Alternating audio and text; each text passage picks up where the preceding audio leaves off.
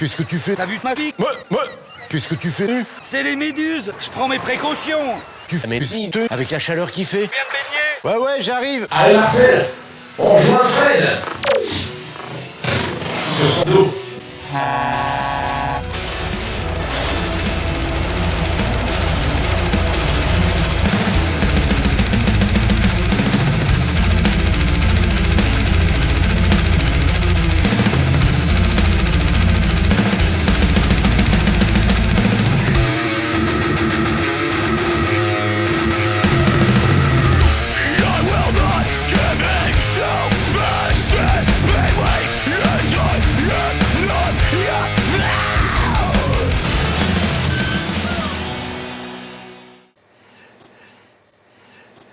Jamy, ni tête, ni queue, ni cœur, ni cerveau. Oh, Fred, t'as cassé. Eh, Jamy, viens voir, c'est curieux.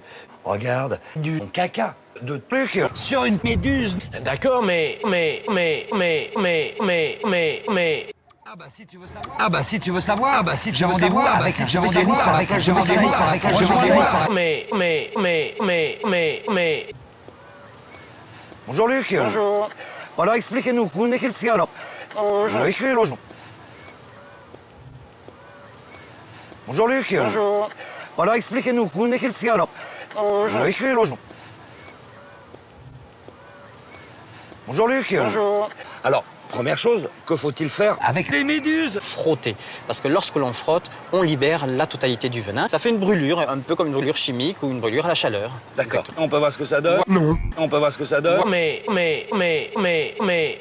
On peut voir ce que ça donne? Voilà, et ça c'est le cas typique d'une personne qui s'est frottée. On voit bien que toute cette zone-là a été frottée, donc le venin a été complètement libéré. On voit que la brûlure est beaucoup plus intense. Ouais, et dans ces conditions, on a des brûlures beaucoup plus sérieuses. Toxiques pour la peau, D'accord, donc c'est une brûlure locale. tout simplement. Merci pour la leçon, hein, ça va nettement mieux. Ah, ça va mieux, bien Ah sûr. ouais, nettement mieux. Mais... Il y en a une qu'il vaut mieux éviter, elle s'appelle Pelagia noctiluca, luca. On la trouve ici. Dans ton cul. Mais...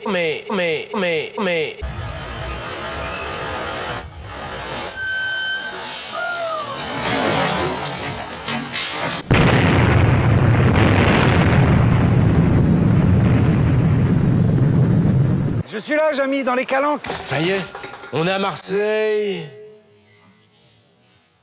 Mais... Je vois pas Fred. Eh Fred, t'es où? Je suis là, Jamy, dans les calanques, du côté de Marseille, avec une équipe de mères de Delphine. On a des seins. Tout à fait, ce qui nous permet de mesurer ces pullulations en direct.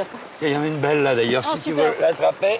Et passe là. Oui, oui. soyez là, il y a une belle là d'ailleurs, si tu veux l'attraper, je crois. Elle est superbe. Voilà, parce qu'en même temps, on traque les méduses pour les regarder et les étudier. Voilà. Alors c'est intéressant parce qu'on pourrait distinguer les mâles des femelles. J'ai déjà te montrer la différence. Tout à fait, on aura une très belle femelle qui est marron, On est des grands. très bien cette pigmentation marron, et un mâle qui est d'un très beau rose. D'accord, ah oui, c'est comme ça chez les méduses, les mâles, ça vient rose. Les mâles s'habillent en rose.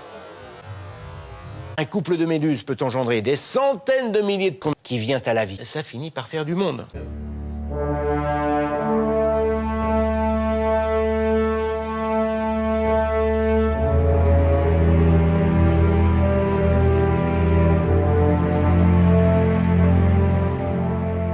Est-ce qu'on peut dire que plus il y a de plancton dans la mer, plus on a de risques d'avoir des méduses?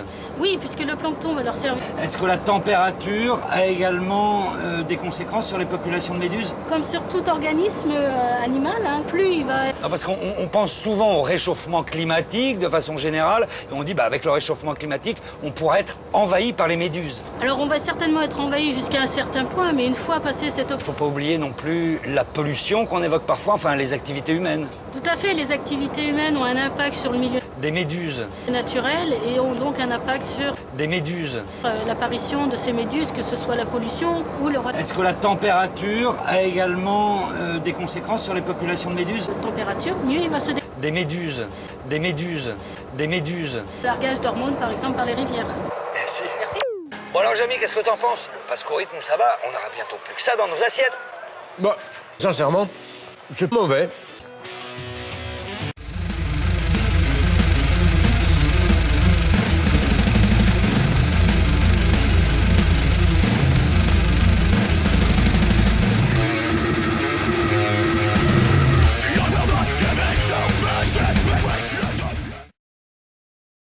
mais